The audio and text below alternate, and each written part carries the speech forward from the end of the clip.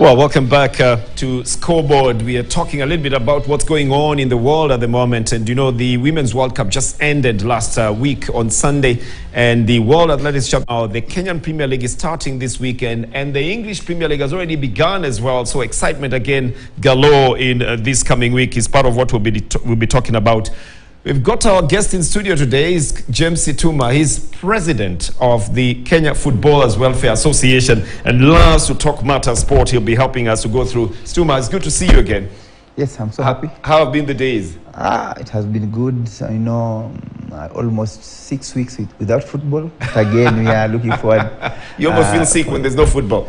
Of course, our life has always been football. So okay. we so much addicted to football. And I greeted you in the typical Kenyan greeting, how have been the days? You know, you can translate it into Swahili, masiku imekuwaje. But it's good to see you. Look, we want to talk a little bit about what happened at the Women's World Cup. Plus, of course, we'll be talking about what's going on in athletics at the moment as well. But let's start at the beginning as well. The CAF Champions League and the Confederations Cup is now on. Matches are being played around Africa and all that. You know that Kakamega Homeboys played their first international against a team in the Confederations Cup just about a week ago. What was your what's your analysis of what happened?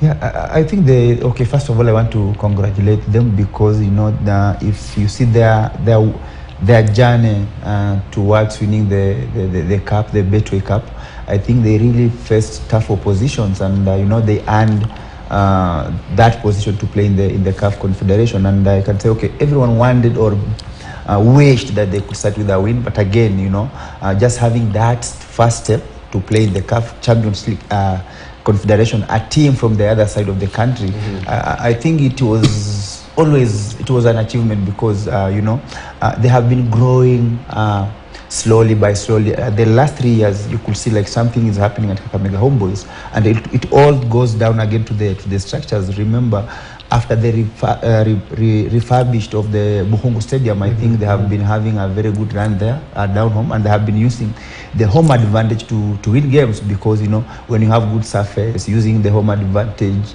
I think the field is friendly enough to make sure that you have good results. And again, you know, the energy and also I think the sponsorship also came on board with the support of the owner of the team, I think Toto. I think they have really done so well, and I still believe they have a chance to go through. Believe that. What is it that would be different when because you've played for club and you've played for the national team as well, traveling out of the country, for example, the first time, now that Kakamega Homeboys, some of the players will be traveling for the first time. What do you think is the biggest setback that they might be facing, and how do you think they can overcome it? I think, unlike politics, I can say football also has politics, and you know, North African teams always manipulate, yeah, of course, East African teams, and the first thing they should be aware is the climate. The climate, the exactly, weather. That's the first thing. And then another thing, food. The food. You know, before you play, they will give you everything. Eat everything. Eat the cakes. And the following day, you can't run anymore. So they use all the means to make sure that you lose the game. Of course, they have the quality. They have the players, and also, you know, sorry to say this, they always have the influence of the match officials when they play. You know, when we were there, I can say a couple of years ago, the 50-50 situation in the field, you know, you are not given, but them, they will be given. So they'll be given. I think the Kakamega Homeboys team should stay alert from the minute 1 to the last minute, and I think also they should avoid conceding fast, because if you concede fast, then it's a problem. There's a problem. But I believe they have the character. You know, nowadays football has changed. So like initially, before we always go there to have you defend from the first minute, like you don't want to concede, but the best way to defend is to attack. So I believe the North African teams also, the threat is if they face a team that attacks most, you know, it makes them think, okay, we have to defend fast. Okay, we have a threat here.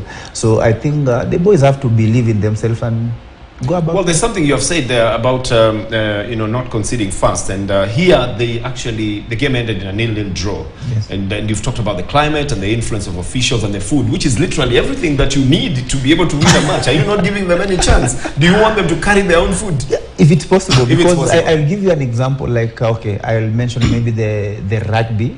You know, most of the time when they go to play out, maybe during World Cup champions, they always carry their own food. You have mahindi in they have unga in the plane to make sure that they carry their own cook. I think, James, you know, it's more of psychological, because I know very well that even in athletics, Bernard, you know, we have guys who used to stay in London, and they always have to go with ugali, well, I mean, the flour, you know, all the way from Kenya. But I think it's more psychological, and I think it's very important, especially, let's say, even from your point of view, that, you know, they must have their food. But I think also sometimes it's about adaptation, you know, to the food that they have. Because you can imagine, if they have to go all the way to Australia, and maybe there's a match that is going on for 2-3 weeks, for example, you know, you cannot be able to consider food to sustain yourself. But this is something that they're going to be there for like 3 or 4 days maximum, isn't it? You know, even one meal plays a vital role in a game, because you can imagine maybe having a meal that's so spicy, you know. So when you go for warm-up, you know, like everyone is having a stomachache. So it's an issue, and most of the North African teams, I have experienced that. When we played Ismail in Egypt, I remember we were taken to the military camp, and before the game we were there for 2 days before the game. So we were like given everything, the cakes, the spice food, you know. When you go to serve, you have all this, you don't have choice, you know, because that's what is there. That is what they're serving. Exactly, they're serving. And then after the game we have lost, and you have the healthy food, you know, no spice food, and you think, okay, what was happening here? And you are in military camp, whereby even you can't walk out. If you want to leave, so that's some of the psychological games they play. Exactly, as well, they have but to you're do. talking about. I know about the food. Whenever you travel out of the country, there's nothing that makes you feel good as having some food that you can recognize. When you see some ugali, we've done this before, even in Finland. We've done this everywhere in Ethiopia. You name it, in Australia, because you feel at home when you're eating the home food. Yeah, exactly. But now, also on the field, like he says, it's also in the mind. You've that mindset. What do they need to do to be able to have that winning mindset to take care of these teams? Because we know that in the north we call them the Arab teams. They call themselves Arab teams. We know that the first thing they'll also do is to try and belittle you mentally. Yeah, I think what should be done is that okay, it's like our culture that it always plays as a disadvantage to us, because whenever the team travels outside the country, they always go to the eve of the game, you know. So when we have maybe something like a flight delay, you arrive there during the game situation, you know. And like the Northern African teams, they will arrive in 1 week earlier. They will adapt to the climate. They'll know, okay, also the food, they'll adapt to the food. If they need a change, they'll have maybe to ask something from home. It will arrive here on time. But for us, we always do things late. But arrive there in time, get 1 or 2, 3 days, get adapted to the climate. Know 1 or 2, 3 things about the field of play, because, you know, also the playing surface.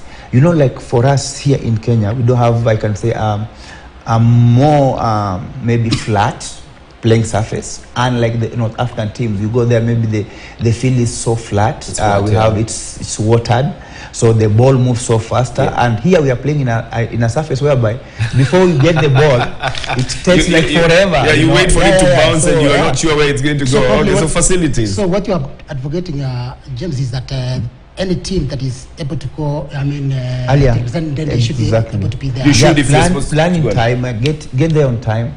Then you can adapt to the situation, because you know, when you have a flat surface, passing has to be different. You know, maybe you have to adapt to the way that you receive the ball. That's the small tactical and technical thing that the North African used to beat us. You know, you've talked about those things, and you've reminded me that Kothbiro is going on as well. We have a report coming from Kothbiro. Did you ever play in Kothbiro as well? Yeah, of course. How important is that tournament to you as a player who was in the Kenyan Premier League? Yeah, I think it's a tournament that you know, who's who in football. In football in this country, you must take part in that. Exactly. Okay. It's played during the rain season. You know, the field is not friendly, but again, that's the interesting part of that tournament. So I think it puts together the different players who plays in the same team. And when I go to play Kothbiro, maybe Wilfred will be in an opposing team, and I want to be the king. So I think it's a cultural thing. Well, it's a 46th edition of Kothbiro. I think maybe we'll be ready for it now. It's going on. It entered the second round stage. And the tournament kicked off on the 14th of August. 32 teams from Nairobi, Kiambu, and Kajiado were playing their first group stage matches, and they are hoping to get to the round of 16. Now, kicking the second round was a match between Rock City and G4S United, and then Ziwani All-Stars versus Ruaraka. That was today at 11 and at 3 p.m. I don't know if we have that report now. Claret Adhiambo was ready to give us that report from the ground where she was today. Let's hear what she has to say then. Has entered the second round of the group stages. So far so good. We've played 3 matches. Today we had Eastleigh South play against Shauri Moyo in a match that ended 1-0 in favor of Eastleigh South.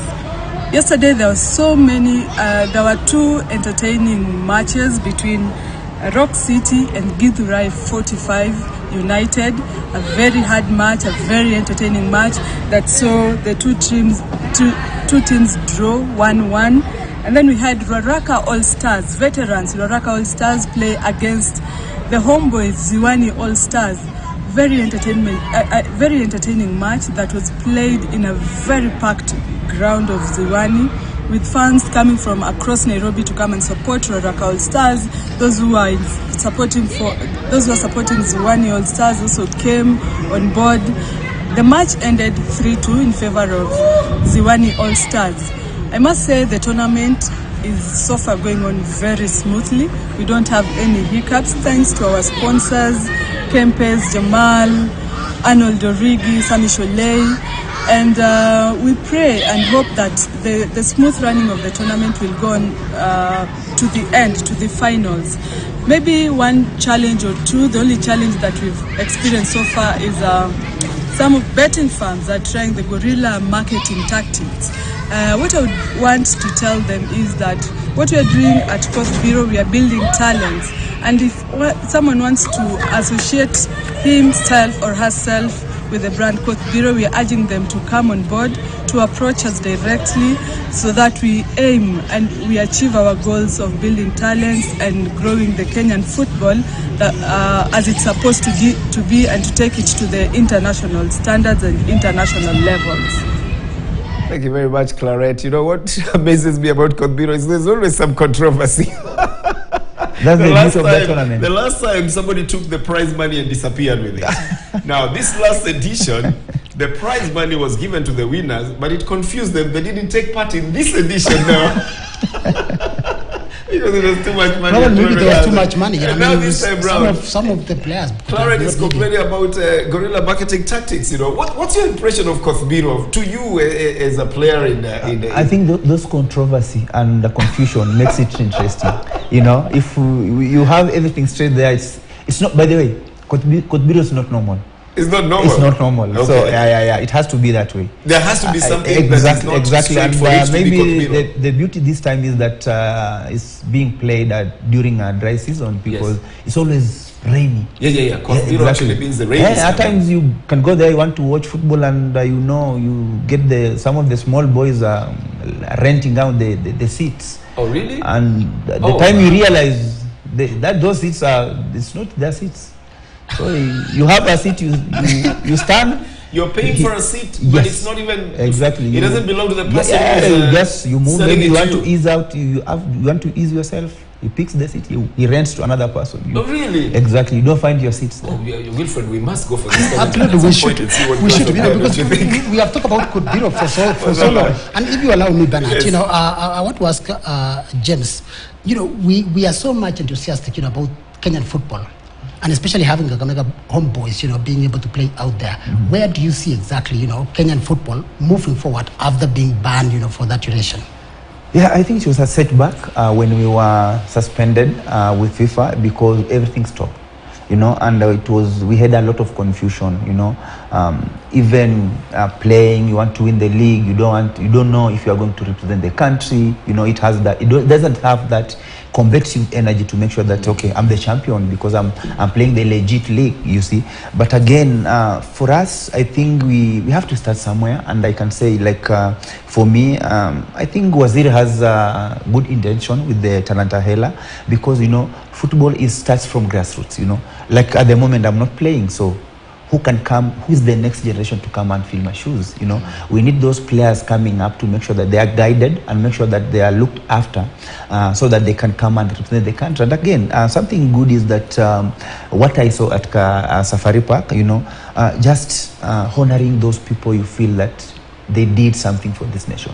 You okay, know? that was the first time that was happening, you know. Exactly, and for me it was a takeaway home because I feel like it was a good start. Believe me. Start, yeah. And I want to bring your attention to something else as well. The Women's World Cup just ended last weekend, and there was some very good display of football there as well. But how would you analyze it in comparison to what is going on in Africa, or even just on its own, standing on its own? What did you think about the Women's World Cup?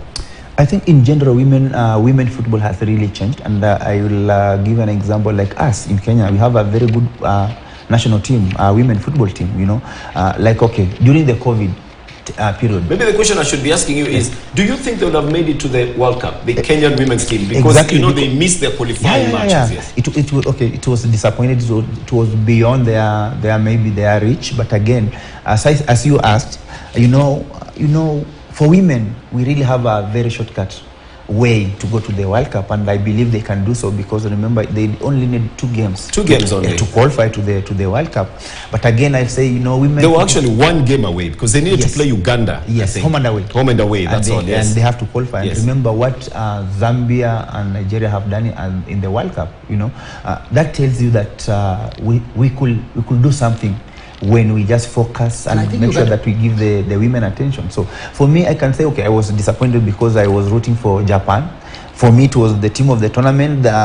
Unluckily, they went home. Why were you rooting for Japan? No, in fact, when you see that team plays with the energy, with the hunger, with the passion.